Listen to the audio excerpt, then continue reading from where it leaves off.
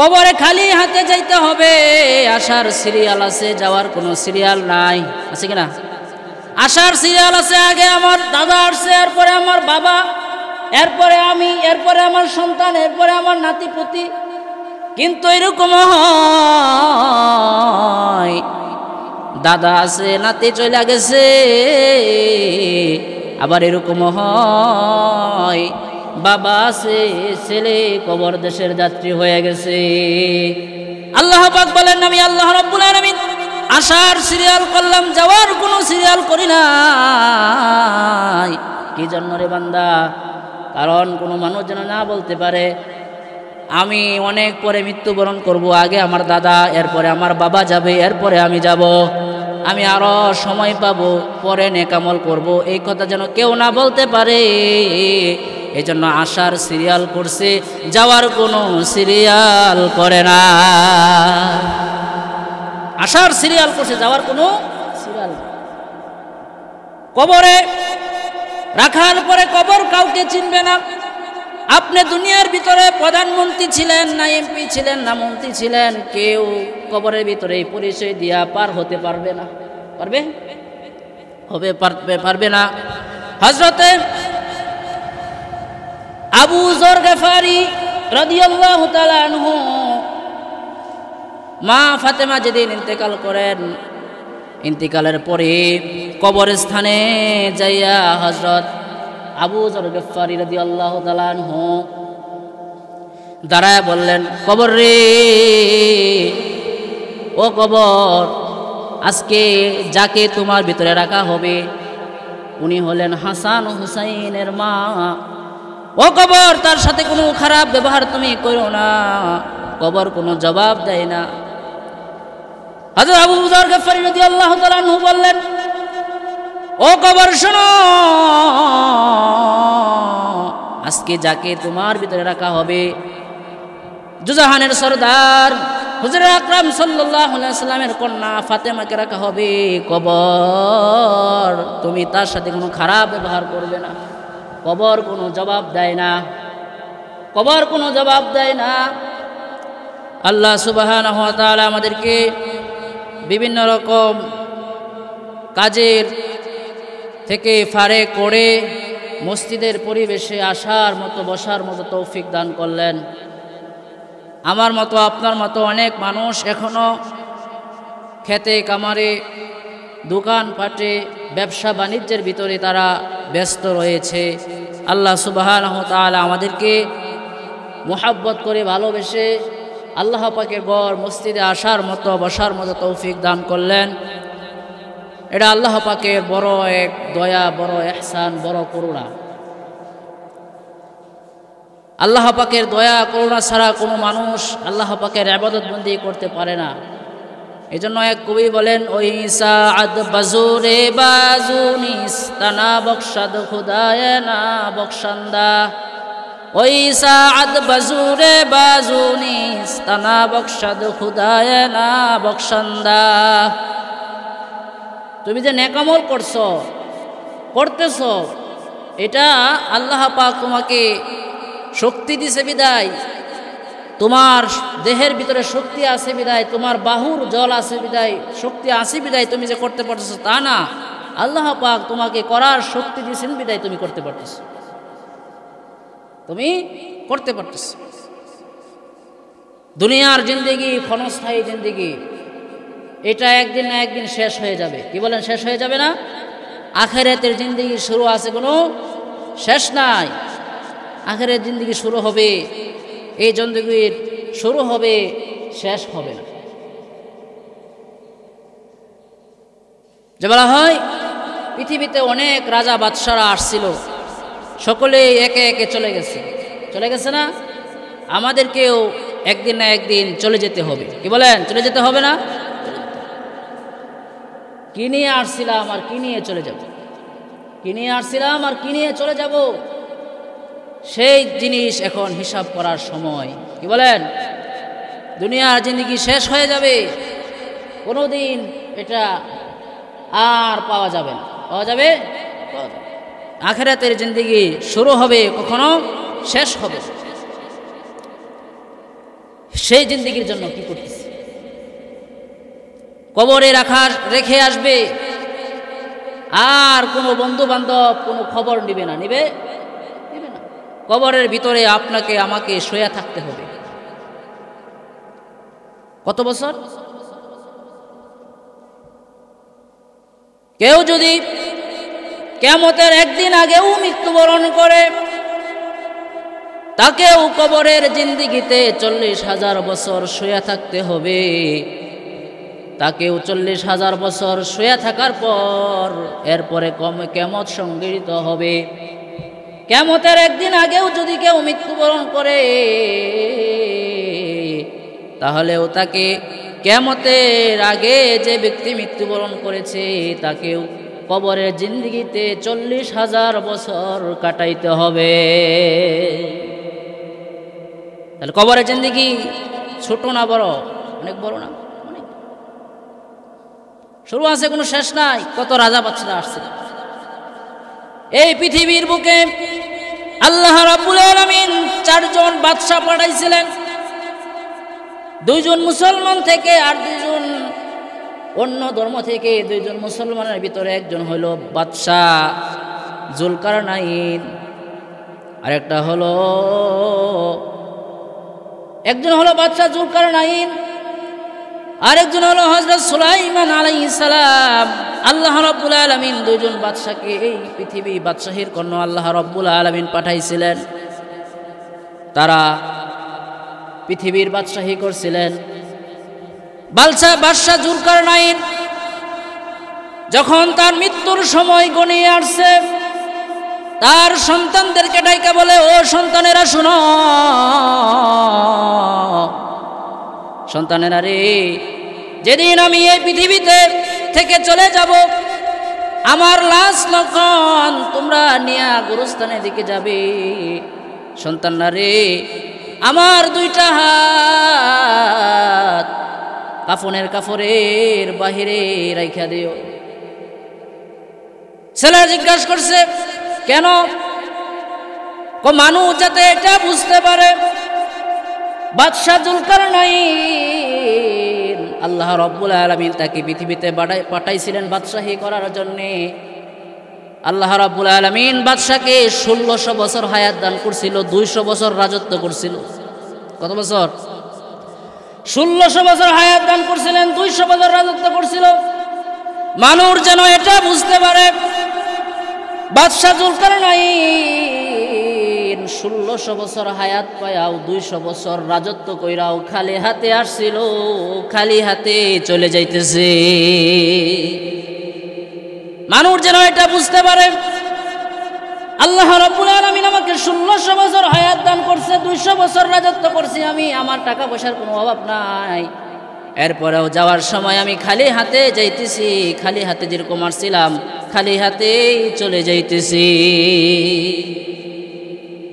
খালি হাতেই চলে যাইতেছি। আজকে আমরা দুনিয়ার ব্যস্ততার ভিতরে থাইকা কত অজুহাত দেখাই, কত কি করি। নামাজ পড়ার কথা বললে হুজুর খুব ব্যস্ততা, নামাজ পড়তে পারি না, হুজুর অনেক অসুস্থ, নামাজ পড়তে পারি না, অনেক ব্যস্ততা, নামাজ পড়তে পারি না। যারা দুনিয়ার বুকে ব্যস্ততা দেখায়, কাল কিয়ামতের ময়দানে আল্লাহ রাব্বুল আলামিন ধরে দিবেন বাদশা জুলকারনাইন এবং সুলাইমান আলাইহিস সালামকে, দেখো আমি আল্লাহ রাব্বুল আলামিন তাদেরকে সারা পৃথিবীর বাদশাহী দান করছিলাম, এরপরেও আমাকে ক্ষণিকের জন্য তারা বলে নাই। আর দুনিয়ার একটু ঝামেলার কারণে তুমি আমাকে বইলা গেলা, নামাজ পড়লা না। ও বান্দা, কাল কিয়ামতের ময়দানে তোমার এই যুক্তি আল্লাহ তাআলার দরবারে টিকবে না। টিকবে? কিছু কিছু মহিলা আছে নামাজটা কেমনে পড়তাম, 2-4টা বলাবান, একটা মুত্তা দিছে আর একটা আগে দিছে, ফোরসাপ করে নামাজটা পড়তারি নাই। কাল কিয়ামতের ময়দানে আল্লাহ রাব্বুল আলামিন বলবেন, বিবি হাওয়া গো, সামনে দাঁড়ায়া যাবে বিবি হাওয়া, ডাক দেয়া বলবে, ও মহিলা, 2-4টা পোলার পানের মা হইয়া তুমি নামাজ পড়তে পারো নাই, এই হাওয়ার দিকে চাও, দেখো চিনতে পারো কিনা। মহিলা বলবে উনি তো আমাদের আম্মা লাগে, আদি মাতা। ও মহিলা শোনো, এই মহিলা 239 জনের মা। কত জনের মা? 239 জনের মা হইয়া যদি গো আমাকে বলতে না পারে, 2-4 জন ফুলাফানের মা হইয়া তুমি কেমনে বইলা গেলা? যুক্তি দেখবো। আবার কিছু কিছু মহিলা আছে, আল্লাহ নামাজটা কিবা পড়তাম, আমার স্বামী অনেক চড়া ছিল, বদ মিজাজি ছিল, রান্নার ভিতরে কাজের ভিতরে একটু ডিস্টার্ব হলে এখানে ধরে ধরে মারতো, নামাজ পড়তে পারি নাই। আল্লাহ বলবে ও মহিলা নামাজ পড়তে পারো নাই, আল্লাহ পাক হযরত আসিয়ারে ডাক দিবে, আসিয়ারে ডাক দিবে, বলবে ও মহিলা দেখো চিনো কিনা? মহিলা স্বীকার করবে উনি আসিয়া। আল্লাহ পাক বলবে মহিলা রে, এই আসিয়া হলো ফেরাউনের স্ত্রী।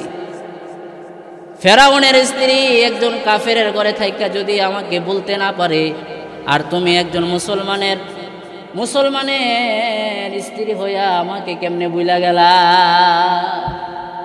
কি বলে? যুক্তির খাটবো আল্লাহ তাআলা দরবারে? খাটবে না। এই জন্য কবরে খালি হাতে যাইতে হবে। আসার সিরিয়াল আছে, যাওয়ার কোনো সিরিয়াল নাই। আছে কিনা? আসার সিরিয়াল আছে, আগে আমার দাদা আসছে, এরপরে আমার বাবা, এরপরে আমি, এরপরে আমার সন্তান, এরপরে আমার নাতিপুতি। কিন্তু এরকম হয় দাদা আছে, নাতি চলে গেছে, আবার এরকম হয় বাবা আছে, ছেলে কবর দেশের যাত্রী হয়ে গেছে। আল্লাহ পাক বলেন আমি আল্লাহ রাব্বুল আলামিন আসার সিরিয়াল করলাম, যাওয়ার কোনো সিরিয়াল করি নাই। কি জন্য রে বান্দা? কারণ কোনো মানুষ যেন না বলতে পারে আমি অনেক পরে মৃত্যুবরণ করব, আগে আমার দাদা, এরপরে আমার বাবা যাবে, এরপরে আমি যাব, আমি আরো সময় পাবো, পরে নেকামল করব, এই কথা যেন কেউ না বলতে পারে। এই জন্য আসার সিরিয়াল করছে, যাওয়ার কোনো সিরিয়াল করে না। আসার সিরিয়াল করছে, যাওয়ার কোনো সিরিয়াল। কবরে রাখার পরে কবর কাউকে চিনবে না। আপনি দুনিয়ার ভিতরে প্রধানমন্ত্রী ছিলেন না এমপি ছিলেন না মন্ত্রী ছিলেন, কেউ কবরের ভিতরে পরিচয় দিয়া পার হতে পারবে না। পারবে? পারবে না। হযরতে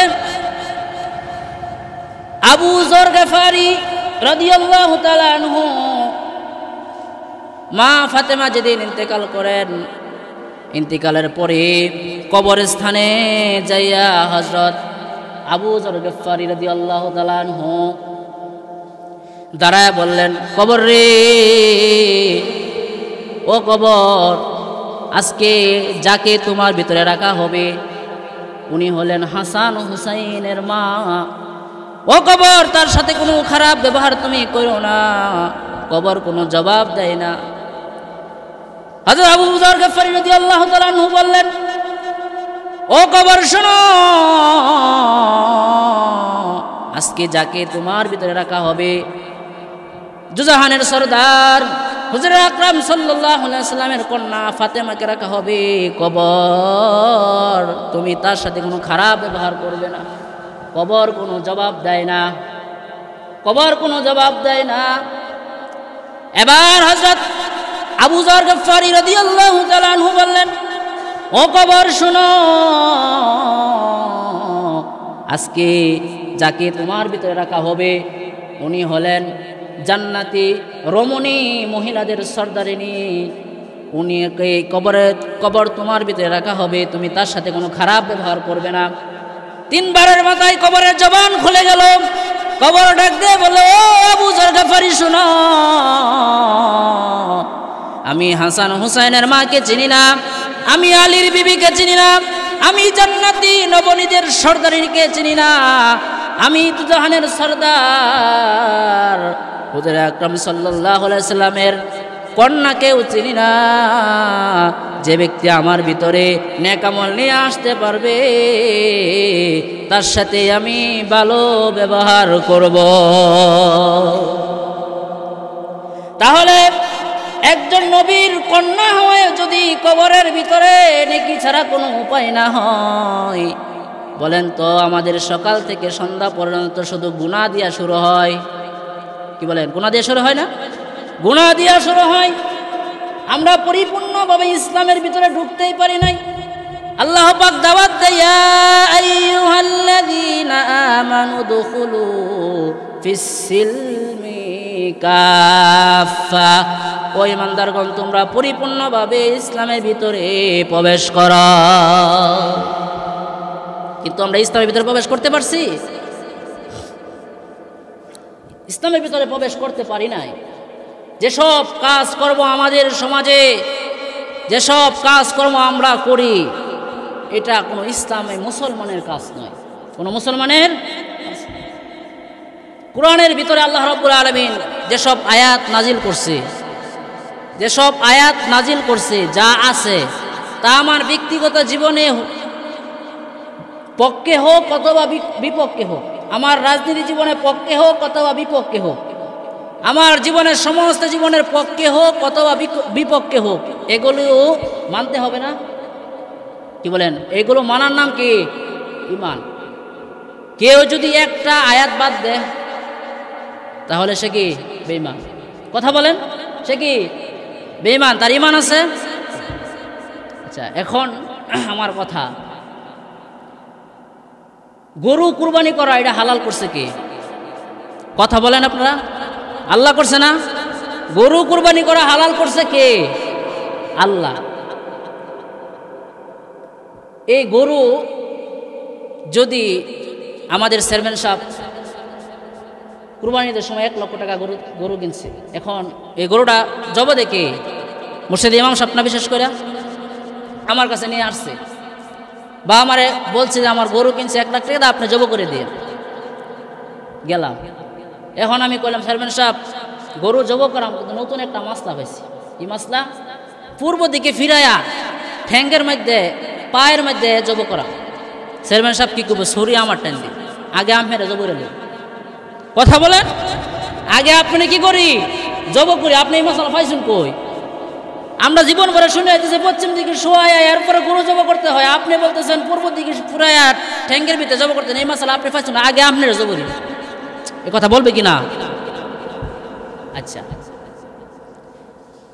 বিয়া যে আল্লাহ কুরবানির গরু হালাল করছে, এই আল্লাহ তো বিবাহ হালাল করছে। কি বলেন? হালাল করছে না? গরু যদি পূর্ব দিকে ফিরাইয়া পায়ের ভিতরে জবাই করে তাহলে নবীর তরিকা অনুযায়ী হলো না। নবীর তরিকা যদি না হয় তাহলে কুরবানির গোশত হারাম। কুরবানির গোশত কি? যে আল্লাহ কুরবানি কি করছে? জায়েজ করছে, সে আল্লাহ তো বিয়া করা জায়েজ করছে। বলেন, বিয়া করা জায়েজ করছে না? বিয়ের ভিতরে যৌতুক নেওয়া, গায়ে হলুদ দেওয়া, ভিডিও করা, বেপরদা হয়ে চলা, এরকম ডেকসেট বাজানো, এরকমভাবে হিজদা গুরমা দিয়া নাচানো, ইসলামে শরীয়ত অনুযায়ী জায়েজ না না জায়েজ? কি বলেন? কথা বলেন, জায়েজ না না জায়েজ? তাহলে গরু কুরবানি করা হালাল, নবীর তরিকা যদি এটা জব না হয় তাহলে হারাম হয়। বিয়া করা হালাল, এই বিয়ার ভিতরে যদি নবীর আদর্শ না থাকে তাহলে তোমার বউ হারাম, তোমার সন্তান হারাম, তোমার স্ত্রী হারাম। কথা বলেন, তোমার স্ত্রীও কি? এই জন্য আল্লাহ পাক বলেন, উদখুলু ফিস-সিলমি কাফা, পরিপূর্ণভাবে ইসলামের ভিতরে প্রবেশ করো, পরিপূর্ণভাবে ইসলামের ভিতরে প্রবেশ করো। এই জন্য আমাদের সন্তানাদি হয় কথা শোনে না। আর সন্তানের নামও রাখি আমরা ইসলামিক নাম না। ছেলের নাম রাখছে আগুন। কি রাখছে? আগুন। ইমাম সাহেবের কাছে নিয়ে আসছে, হুজুর একটু ফু দিয়া দে। কি করেন? একটু ফু। ইমাম সাহেব জিজ্ঞেস করছে কি জন্য ফু দিব? ও ছেলে খুব জ্বালান জ্বালা। ইমাম সাহেব জিজ্ঞেস করছে আপনার ছেলের নাম রাখছেন কি? আগুন। আগুনের কামে তো জ্বালানো, আপনি আগুন নাম রাখছেন, আমার কাছে ফু নিতে আসছেন, আমি যদি আগুনের উপর ফু দেয় আপনি তো আরো বেশি জ্বালাবে। কথা বলে, এই আগুন যে আপনার নাম রাখছেন, আমি যদি ফু দিয়া দেই তাহলে তো আগুন আরো বেশি করে আপনারা জ্বালাবে। আপনি তো নামের ভিতরে ভুল করছেন। আপনি কি করছেন? নামের ভিতরেই। এজন্য আল্লাহ পাক বলেন, উদখুলু ফিস-সিলমি কাফা, পরিপূর্ণভাবে ইসলামের ভিতরে দাখিল করো। পরিপূর্ণভাবে কি করো? ইসলামের ভিতরে আমরা পরিপূর্ণভাবে ইসলামের ভিতরে দাখিল হইতে পারি নাই।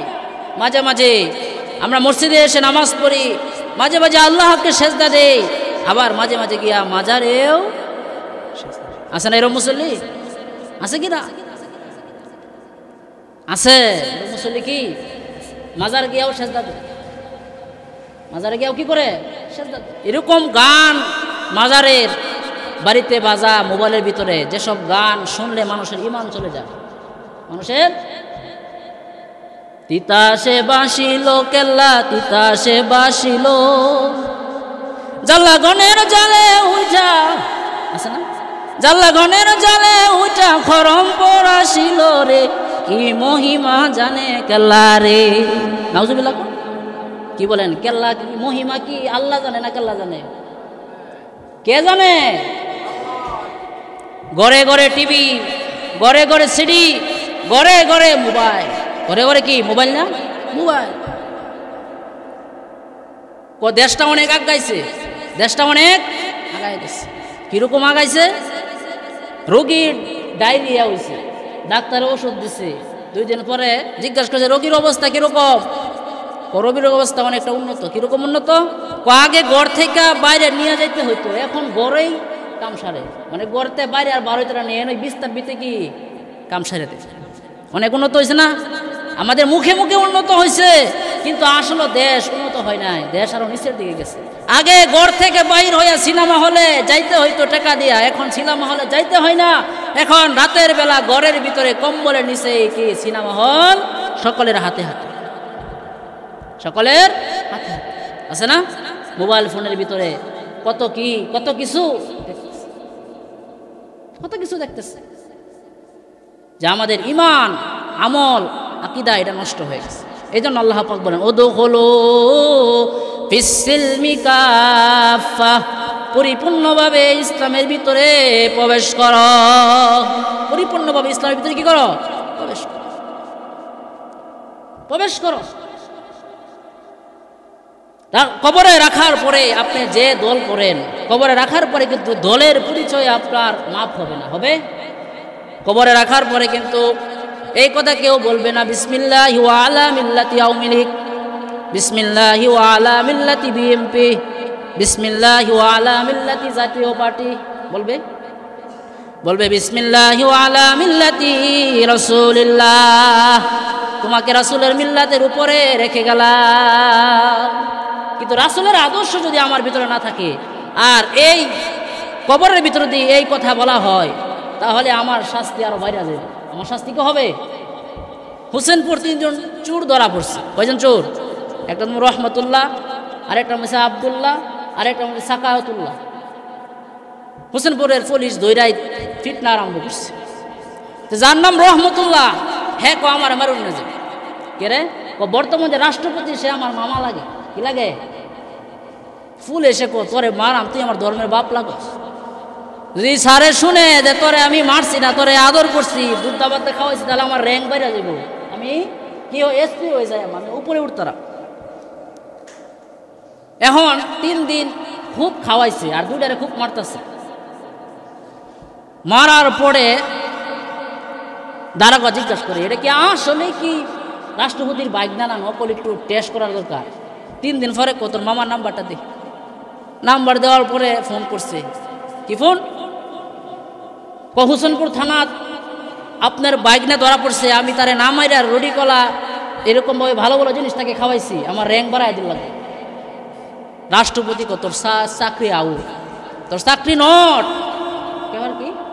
আমার একটা মাত্র বোন, আমি বিয়া দিছি সিলেট, হোসেনপুর আমার বাইক না আইব করতে, তুমি কারে খাওয়াইলি? আচ্ছা আপনি এখন বলেন তো রহমতুল্লাহর পিটনি বেশি হবে না কম হবে? এক করছে বাটফারি আর করছে কি চুরি। কি করছে? চুরি করছে। তাহলে সারা জীবন আমি রাসূলের আদর্শ মতো চললাম না, সারা জীবন আমার জীবনের সাথে রাসূলের আদর্শ ছিল না, সারা জীবন আমার সাথে রাসূলের সাথে কোনো মিল ছিল না। কবরে রাখার পরে যখন তাকে বলা হয় বিসমিল্লাহি ওয়া আলা মিল্লাতি রাসূলিল্লাহ, হে রাসূল, আপনার মিল্লাতের উপর এই লোকটাকে রেখে গেলাম, কিন্তু সারা জীবন যখন আমার রাসূলের সাথে কোনো সম্পর্ক ছিল না, আমার শাস্তি আরো কবরের ভিতরে বেশি হবে। আমার শাস্তি কি হবে? কবরের ভিতরে বেশি হবে। এজন্য আল্লাহ পাক বলে, উদখুলু ফিস সিলমি কাফা, তোমরা পরিপূর্ণভাবে ইসলামের ভিতরে দাখিল করো। পরিপূর্ণভাবে ইসলামের ভিতরে কি হও? দাখিল হও। ইসলামের ভিতরে দাখিল হও। আমাদের সমাজে, আমার ব্যক্তিগত সমাজ জীবন, রাষ্ট্রীয় জীবন, কোন সমাজের ভিতরে ইসলাম নাই। আছে? ইসলাম। এখন এই সমাজের ভিতরে সুরের বিচার করে ডাকাতে। সুরের বিচার কে করে? কিবা স্কুলের ছাত্র চুরি করছে, হেডমাস্টারের ছেলে কলম চুরি করছে, স্কুলের ছাত্ররা গার্জিয়ানরা বিচার দিছে, হেডমাস্টার আপনার ছেলে কলম চুরি করছে। হেডমাস্টার সবার সামনে জুতা দা বাইরে, আর তুই একটা কলম চুরি হবার গায়ে আমার দুর্নামটা কেড়ে শেষ করছিস। গতকালকেও তো আমি অফিসে তোর লাগে 2 ডজন কলম আনছি। আপনি কি বলেন? 2 ডজন কলম কি কিনে আনছে না জনগণের টেহা মারি আনছে? এটার কি এই দেশে চুরের বিচার করে বাট করে, চুরের বিচার করে ডাকাতে। হোটেলের ভিতরে খাইছে একজন, 200 টাকা বিল হয়েছে, মস্তান মানুষ খাইছে, খাওয়ার পরে সে বিল না দিয়ে বাড়িয়ে দিতেছে। মানে হোটেলের মালিক আমার বিল দেওয়া দাও, বিল দিতাম না। হোটেলের মালিক ফোন দিয়েছে দারোগারে, পুলিশে ফোন দিয়েছে, আমার একজন লোক খাবার দাবার খায়, আমার বিল দিতেছে না, যাইতেছে গা। পুলিশে দইরা তারে নিয়ে যাইতেছে। রাস্তার মধ্যে গেরা পুলিশ স্টেশনে 50 টাকা ঘুষ দিছে। কয় টাকা ঘুষ দিছে? 50 টাকা ঘুষ দিছে। পুলিশ হাতে দিচ্ছে সাইরা। সে স্যার আমার 150 টাকা লাভ হয়েছে। কি লাভ হয়েছে? কে হোটেলের ভিতরে আমি 200 টাকা খাইছি, 50 টাকা দিয়ে আপনার কাছ থেকে কি বিদায় নিয়ে গেল। এটা হয়েছে বাংলাদেশ। এটা কি বাংলাদেশ? ইসলাম নাই, কোনো জায়গাতে ইসলাম নাই। নিজের ব্যক্তিগত জীবন হতে রাষ্ট্রীয় জীবন পর্যন্ত কোনো জায়গার ভিতরে ইসলামের শান্তি নাই। আছে? শান্তিটা কিভাবে আইতো? কি বলেন? শান্তিটা কিভাবে আসতো? আমাদের ভিতরে তো ইসলাম আছে না। এই জন্য আল্লাহ পাক বলেন, উদখুলু ফিস সিলমি কাফা, পরিপূর্ণভাবে ইসলামের ভিতরে প্রবেশ করলে তাহলে তোমাদের ভিতরে শান্তি আসবে। তোমাদের ভিতরে কি আসবে? শান্তি। এই যে কথাগুলো বললাম, অনেকের মনে কষ্ট লাগতে পারে, হুজুর মানুষ, সে এইসব কথা বলে কেন? কি বলেন? যেটা কোরআনের ভিতরে বলতে আল্লাহ পাক আদেশ করছেন সে কথাই আমাকে বলতে হবে, আমার জীবন থাক বা না থাক। আমাদের মাযহাবের ভিতরে সবচেয়ে শ্রেষ্ঠ মাযহাব ওই যে হানাফি মাযহাব। এই হানাফি মাযহাবের ইমামের নাম কি জানেন আপনারা? হযরত আবু হানিফা রহমতুল্লাহি আলাই। উনি কিরকম মানুষ ছিলেন? উনি কিরকম মানুষ ছিলেন? উনি 99 বার আল্লাহ পাককে স্বপ্নে যুগে দেখছে। কতবার? 99 বার স্বপ্নে যুগে দেখছে। প্রতিদিন রাতে কোরআন শরীফ খতম করছে 2 রাকাত নামাজের ভিতরে। 1 রাকাত নামাজ পড়ছে, 1 ঠ্যাং আঙ্গায় রাখছে যাতে ঘুমে না পড়ে যায়। 15 রাখা 15 পারা পরে আরেক পা নামাইছে, আরেক পা তুলছে। এরকম ভাবে সারা রাত্র নামাজ পড়ে কাটায় দিয়েছে 2 রাকাতের ভিতরে পুরা কোরআন শরীফ। তার মৃত্যু কিভাবে হয়েছে আপনারা জানেন? জানেন না। কারাগারের ভিতরে তাকে নির্যাতন করে, এরপরে নির্যাতন করার পর এই কারাগারের ভিতরে তাকে মৃত্যুবরণ করতে হয়েছে। কি কথার কারণে? কি কারণে? কি দোষ ছিল তার? এই হক কথা বলার কারণে। কি কথা বলার কারণে? এই হক কথা বলে যদি কোনো মানুষ মৃত্যুবরণ করে তাহলে তার হিসাব নিকাশ আল্লাহ রাব্বুল আলামিন তাকে ওইভাবেই নিবে। কি বলেন? ওইভাবে নিব না। আর যদি হক কথা না বলে তাহলে তার অবস্থা এরকমই হবে। কারণ মানুষ মৃত্যুবরণ করার পরে জীবন পাবে কিন্তু ঈমান পাবে না। আর এসব কথা বলা হয়েছে ঈমানি দায়িত্ব। এসব কথা বলা কি?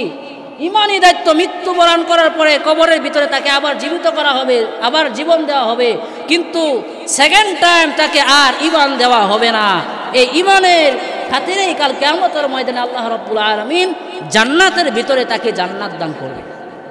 কিন্তু দুনিয়ার থেকে কি করতে হবে? ঈমান নিয়ে যাইতে হবে। যদি এসব কথা আপনার ব্যক্তিগত জীবনের ভিতরে হয় তাহলে ভালো, যদি না হয় তাহলে কি করবেন? প্রত্যাখ্যান করবেন। যেটা গ্রহণ করার দরকার এটা কি করবেন? গ্রহণ। কারণ কোরআন আপনাকে মানতেই হবে। যদি আপনার কি ঈমান ঠিক রাখতে চান, ঈমান ঠিক রাখতে কোরআন মানতে হবে। কোরআনের ভিতরে আল্লাহ পাক যা বলছেন তা মানতে হবে, যা নিষেধ করছেন তা থেকে কি করতে হবে? বেঁচে থাকতে হবে। এখন যদি গড়িয়া গায়ে আপনাদের উপরে ওয়াজ করে, এটা কেউ কোনো করার কিছুই বলতেই হবে। আল হাক্কু মুররুন ওয়ালাউ কানা দুররুন, সত্য কথা বলো যদিও এই কথা বলা তিতা, সত্য কথা কি তিতা, তবুও কি করতে হবে? বলতে হবে। সত্য কথা তিতা না, অনেকের কাছে তিতা লাগে, কিন্তু তবুও কি করতে হবে? বলতে হবে। কারণ তোমার উপর ঈমানি দায়িত্ব, এই কথা কি বলতে হবে, এর উপর অটল থাকতে হবে। কাজেই আল্লাহ রাব্বুল আলামিন বলেন উদখুলু ফিস সিলমি কাফা, তোমরা পরিপূর্ণভাবে ইসলামের ভিতরে দাখিল করো, ইসলামের ভিতরে দাখিল হও। যে ব্যক্তি সরিষা দানা পরিমাণ ঈমান নিয়েও কাল কিয়ামতের ময়দানে আল্লাহ তাআলার দরবারে দাঁড়াইতে পারবে, আল্লাহ রাব্বুল আলামিন বলেন আমি এই সরিষা দানার ঈমানের খাতিরেও আমি আমার বান্দাকে এই দুনিয়ার 10টা দুনিয়া সমপরিমাণ একটা জান্নাত তাকে দান করব।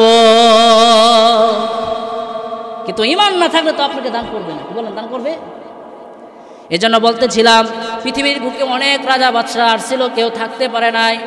অনেক রাজা বাদশাহ আসছিল, কেউ থাকতে পারে নাই। আমি আর আপনিও থাকতে পারবো না। পারবো না। আসার সিরিয়াল আছে, যাওয়ার কোনো সিরিয়াল নাই। আসার সিরিয়াল আছে, যাওয়ার কোনো সিরিয়াল নাই। কোন দিন জানি মালিক ডাক দেয়, এই জন্য সবসময় প্রস্তুত থাকতে হবে। কোন দিন জানি মালিক ডাক দেয়, মসজিদের মাইজখানে কোন দিন আলান হয়ে যায়, অমুক জায়গার অমুক বাড়ির অমুক বাড়িওয়ালা কতটার সময় ইন্তেকাল করে দুনিয়া থেকে চলে গেছে। যে খাটিয়ে করে গুরুস্থানের ভিতরে আপনাকে আমাকে নিয়ে যাওয়া হবে, এই খাটিয়া মসজিদের ভিতরে প্রস্তুত আছে। যে ইমাম সাহেব আপনাকে জানাজার নামাজ পড়াবে, ওই ইমাম সাহেব প্রস্তুত আছে কিনা? আছে।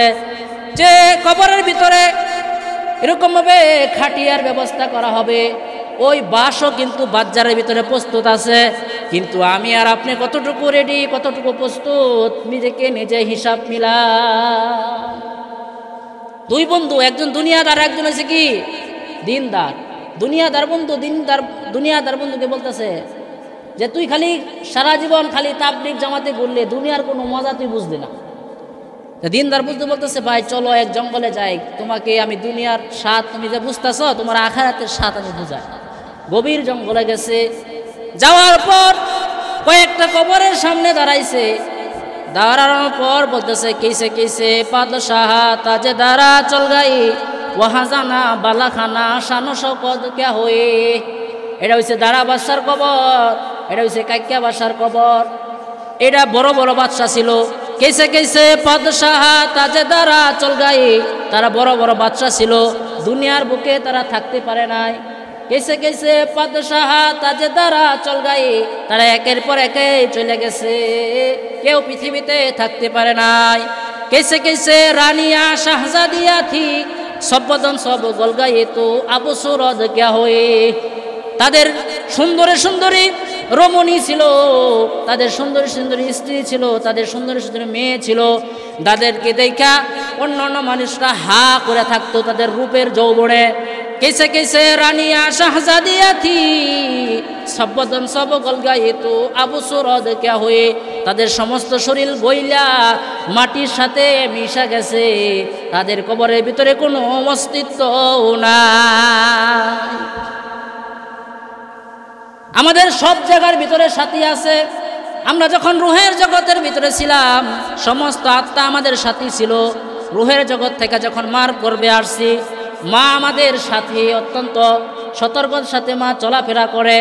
মার জগৎ থেকে ভূমিষ্ঠ হয়ে যখন পৃথিবীতে আসছি, পৃথিবীতে কত সাথী আছে, কত বন্ধু বান্ধব আছে। মৃত্যুর পরে যদি আমাদের ফয়সালা জান্নাত হয়, ওইখানে কত ইমাম সাহেব থাকবে, মুয়াজ্জিন সাহেব থাকবে, মুফতি সাহেব থাকবে, আল্লাহ পাকের ওলি থাকবে, ওইখানেও সাথীর অভাব নাই। আল্লাহ না করো যদি আমাদের ফয়সালা জাহান্নাম হয়, ওই জাহান্নামের ভিতরে কত নাস্তিক থাকবে, কত কাফের থাকবে, কত বেঈমান থাকবে, কত মানুষ থাকবে, ওইখানে কোনো সাথীর অভাব নাই। কিন্তু আমার আপনার সামনে যে কবর, এই কবরের ভিতরে কিন্তু একটা সাথীও আমার আপনার না আছে, সাথী নাই কবরের ভিতরে, সাথী নাই। বন্ধু বান্ধব সবে মিলে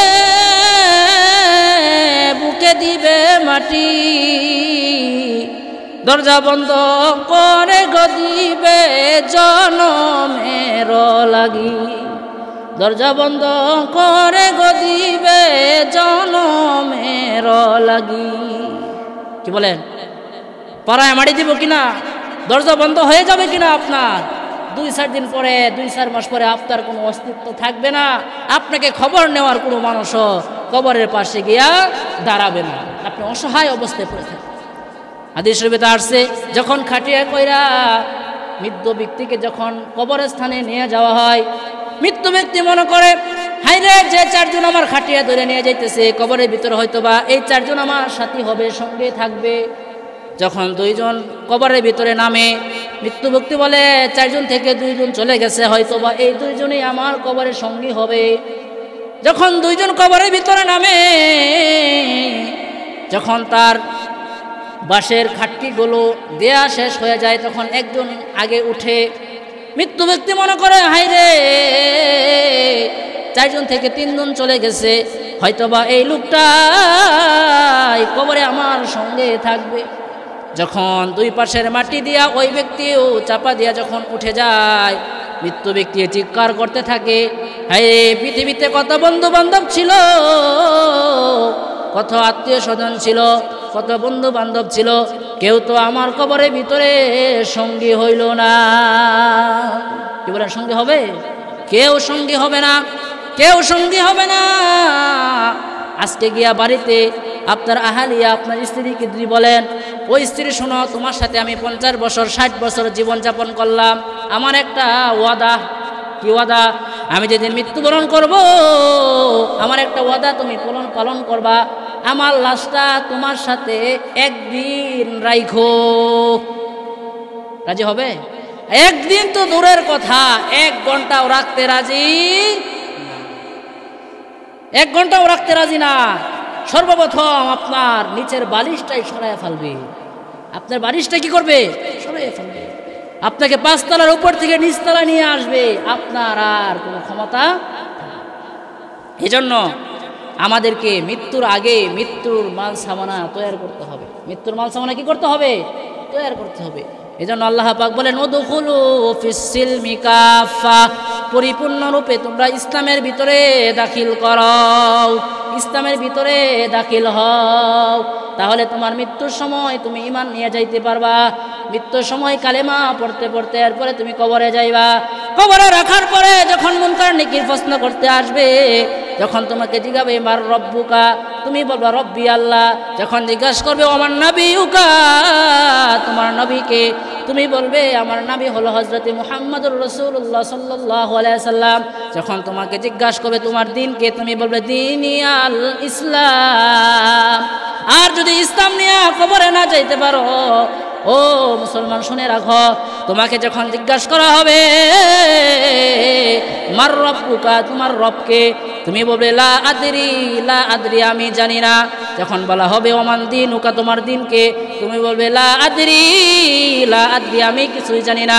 যখন বলা হবে তোমার দ্বীন কি, তোমার ধর্ম কি, তখন তুমি বলবে লা আদরি, লা আদরি, আমি জানি না, আমি জানি না।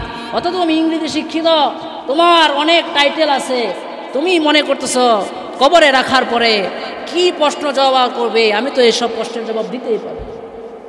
বলেন, ইংরেজি শিক্ষিত যতই হোক, কবরের ভিতরে ইংলিশ কম হবে। যখন জিজ্ঞাসা মার রব্বুকা, আপনি বলেন হোয়াট, হোয়াট, রব কে? যদি এই কথা বলে কেউ, ফেরেশতারা কি মার সাফাত, হোয়াট লইছে, মার সাফাত, হোয়াট কি আবার? কি বলেন? যত ইংলিশ শিক্ষিতই হয় আপনি, কিন্তু কবরের প্রশ্ন কিন্তু আরবিতেই করা হবে। কবরের প্রশ্ন আরবিতেই করা হবে। এই জন্য আরবির সাথে আমাদের মিল থাকতে হবে কি হবে না? যতই আমি শিক্ষিত হই না কেন, আরবির সাথে মিল থাকতে হবে। ভার্সিটিতে পড়ে আসছে একজন হাজী সাহেবের ছেলে, রমজান মাসে দোকানপাটে ওপেন সিগারেট খাইতেছে। তো মুসল্লিরা করতেছে হাজি সাহেব, আপনি একজন হাজি সাহেব মানুষ, আপনার ছেলে এই দোকানের সামনে সিগারেট খাইতেছে, রমজান মাস, এটা কি ও? বাড়িতে আছে ছেলে জিজ্ঞাসা করছে, বাবা তুমি এত শিক্ষিত হইলা, ভার্সিটির মধ্যে পড়ছো, পাতলা সিডিত না ভার্সিটির মধ্যে পড়ছো, এরপরে তুমি বুঝো না রমজান মাস যে তুমি যে মানুষের সামনে সিগারেট খাইতেছো? ছেলে হোয়াট রমজান? রমজান কি? জানুয়ারি, ফেব্রুয়ারি, মার্চ, এপ্রিল, মে, জুন, জুলাই, 3 বার গুণে রমজান ফান। কি বলেন? রমজানের শিক্ষা সে শিখছে, রমজানের শিক্ষা সে শিখছে, এ তো ইংরেজি শিখছে, এ তো জানুয়ারি ফেব্রুয়ারি জানে, সে তো মহরম, সফর, রবিউল আউয়াল, রবিউল সানির শিক্ষা সে শিখে না। এই জন্য আরবির সাথেও আমার আপনার সম্পর্ক থাকতে হবে কি হবে না? সর্বশেষ কথা, আমি এখানে আসছি 1 মাসের উপরে হয়েছে। আমি যে বিষয়টা লক্ষ্য করলাম সেটা হলো, নামাজ শেষ হওয়ার পরে দেখছি অনেকেই চলে যায়। নামাজ শেষ হওয়ার পরে অনেকেই চলে যায়। তারা মনে করে হয়তো বা নামাজের পরে যে সুন্নতটা আছে বাদাল জুমা, এটা শুধু খালি ইমাম সাহেব আর মুয়াজ্জিন সাহেব পড়বে। কারণ ইমাম সাহেব বেতনদার রাখছি, মুয়াজ্জিন সাহেব আজান দেয়, তার কাম কাজ নাই, তারা পড়বে। আমরা খালি জুমার নামাজ 2 রাকাত পড়ে আমরা বাদ যাই। এরকম কিছু কি না? এরকম কিছু? এটা না পড়লে আপনার গুনাহ হবে। না পড়লে কি হবে? 2 নম্বর কথা হলো, খুতবা চলাকালীন আপনারা অনেকে কথা বলেন, অনেকে এদিক সেদিক তাকান, অনেকেই কথা বলে। খুতবার সময় কথা বলা হারাম। খুতবার সময় কথা বলা কি হারাম। 3 ব্যক্তি নামাজে দাঁড়াইছে এক পুকুরের সামনে, পুকুর পুষ্করণী, ইমাম সাহেব সামনে, 2 জন মুক্তাদি পিছে। তো পুকুর থেকে এক বড় মাছ নিচেতে উপরে উঠছে, পানিতে এরকম ভাবে যখন উপরে উঠছে, মুক্তাদি আছেন পিছে, সে করছে কত বড় মাছ। যখন কত বড় মাছ কইছে, পাশের যে মুক্তাদি আছে হ্যাঁ এই কথা কইস না, নামাজের মধ্যে কথা করে নামাজ ভাঙে যায়। তো ইমাম সাহেব করছে, আমি তো সামনে, আমার সামনে আগে মাছটা বাড়ছে, এই লেগে তো আমি কথা কইতেছি না, নামাজ ভাঙে দেব। আসলে কিন্তু 3 জনের নামাজে কি হয়ে গেছে? ভাঙে গেছে। খুতবার সময় যদি কেউ কথা বলে, খুতবার সময় কথা বলে, আপনি যে বললেন যে ভাই চুপ করো, খুতবা হইতেছে, আপনারও গুনাহ হবে। আপনারা কি হবে? গুনাহ হবে। খুতবার সময় কথা বলা যাবে না। খুতবা কি? জোহরের নামাজকে 4 রাকাত, 4 রাকাতের মধ্যে জুমার নামাজ কয় রাকাত? 2 রাকাত। আর 2 রাকাত যদি খুতবায়, এই খুতবার সময় যদি কোনো ব্যক্তি কথা বলে, খুতবার সব থেকে সে মাহরুম হয়ে যাবে। যে ব্যক্তি কথা ফিরাইবে লাগা তাকে বলে, তারও সব থেকে সে কি হয়ে যাবে? মাহরুম হয়ে যাবে। এজন্য আমরা খুতবার সময় যেন আমরা কোনো কথাবার্তা না বলি, তাহলে আমাদের খুতবার এরকমভাবে পরিপূর্ণ সওয়াব আমরা কি করব না? পাবো না। আল্লাহ সুবহানাহু ওয়া তাআলা আমাদেরকে যেন এই সকল কথার উপর বেশি বেশি আমল করার মতো তৌফিক দান করেন। ওয়া আখিরু দাওয়ানা আনিল হামদুলিল্লাহ।